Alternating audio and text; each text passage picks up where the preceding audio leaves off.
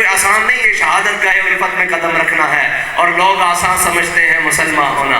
صرف لا الہ الا اللہ پڑھنا جان چھٹ جاندی نا تو میرے آقا و مولا صلی اللہ علیہ وسلم صحابہ نو لے کے کدی بدر چ نہ جاندے، کدی احد چ نہ جاندے، کدی خندق، لیکن انہاں موزیاں دا ناطقہ بند کرنا تے بابا رضوی فیض آباد اچھا پیندا، اور جنہوں انہوں خطرہ محسوس ہوئے کہ جناب اے اس چوڑی نو رہا کر دیں گے، ناموس رسالت نال غداری کر دیں گے، تے بابا جی کلے اپنی ویل چیئر نال مار روڈ ہوتے پہنچ جاتے ہیں۔ ناموس رسالت ہوتے جدو حفاظت کرنی تو پھر ناموس رسالت ہوتے پیرا دینا تو حضرت جناب سیدنا صدیق اکبر دی سنت ادا کرنی کہ ہر طرف جتوں بھی تانوں خطرہ محسوس ہوئے کہ جناب حضور دی ناموس ہوتے کوئی ادھروں حملہ کر سکتا، کوئی سائبر اچ بیٹھیا، جناب کوئی سی ٹی ڈی اچ بیٹھیا، کوئی کسے محکمے اچ بیٹھیا، کوئی جناب کسے بینک اچ بیٹھیا، کوئی کسے شعبہ ہے زندگی اچ بیٹھیا، کوئی کورٹ اچ بیٹھیا، عدالت اچ بیٹھیا، ڈاکٹر بیٹھیا۔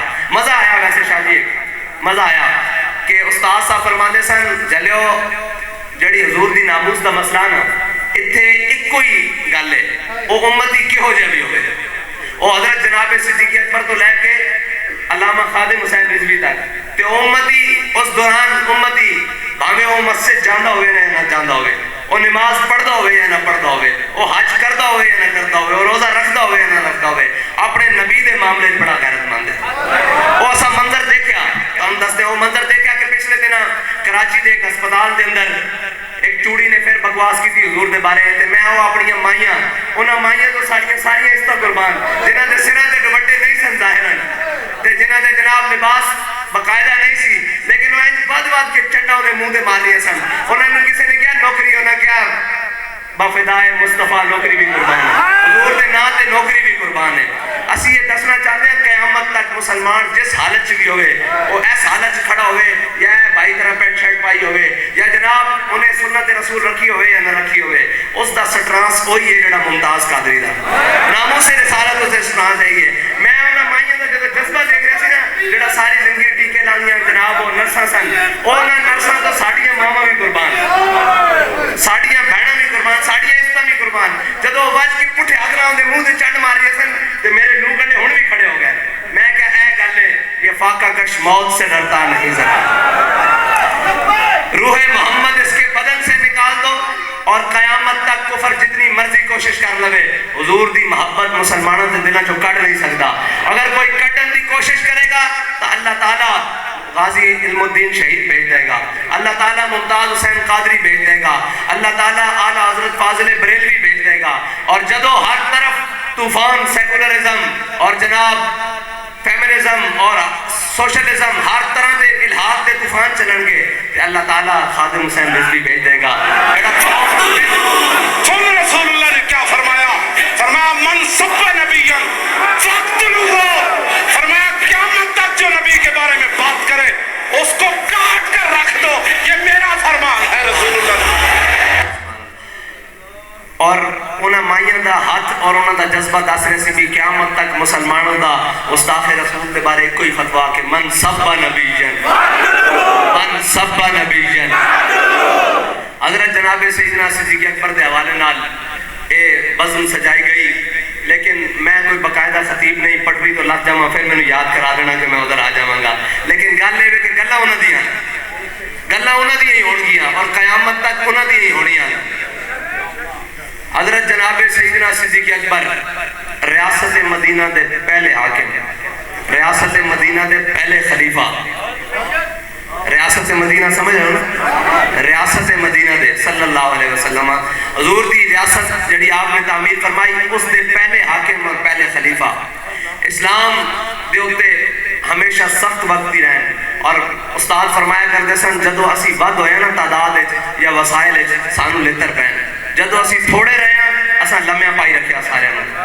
حضرت جناب سیدنا صدیق اکبر آپ نے جدو خلیفہ بنا دیتا گیا، بنے نہیں بنا دیتا گیا، اور اسلام دی یہی روایت آندی بنایا جاندہ بنتا کوئی بھی نہیں۔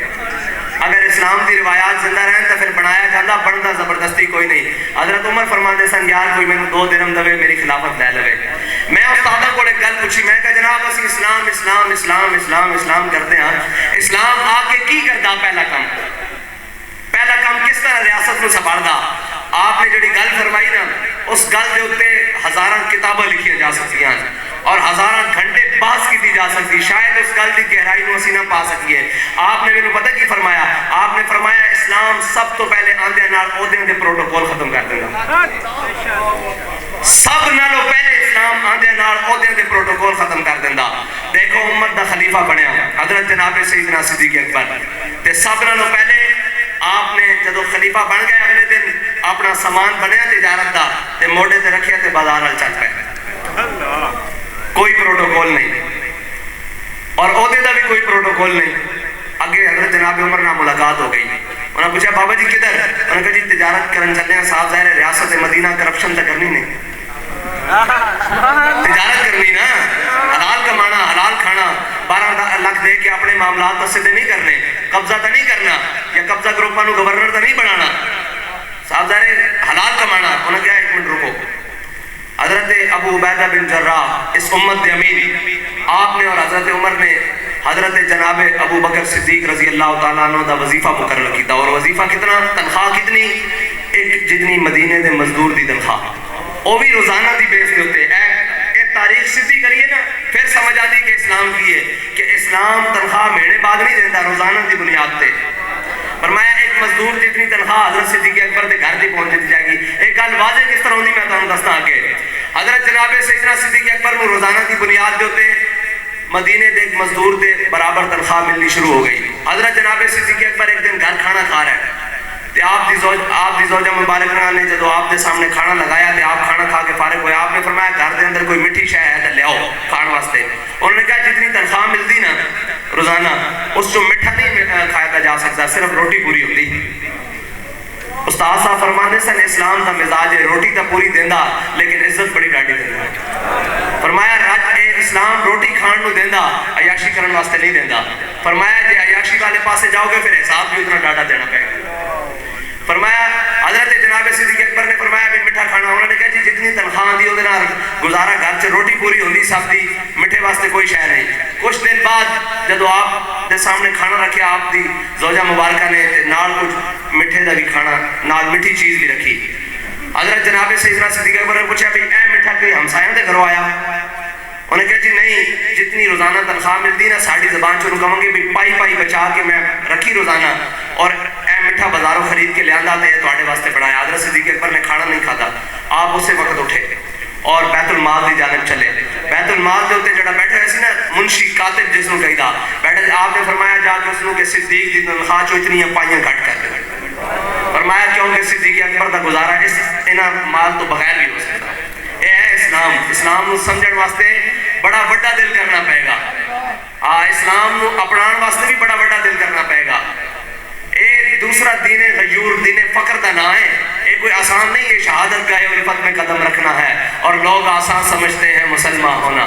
صرف لا الہ الا اللہ پڑھنا جان چھٹ جاندی نا تو میرے آقا مولا صلی اللہ علیہ وسلم صحابہ نو لے کے کدی بدر چ نہ جاندے, کدی احد چ نہ جاندے, کدی خندق چ نہ جاندے, کدی تبوک چ نہ جاندے, کدی مریسی چ نہ جاندے, کدی مستلق چ نہ جاندے.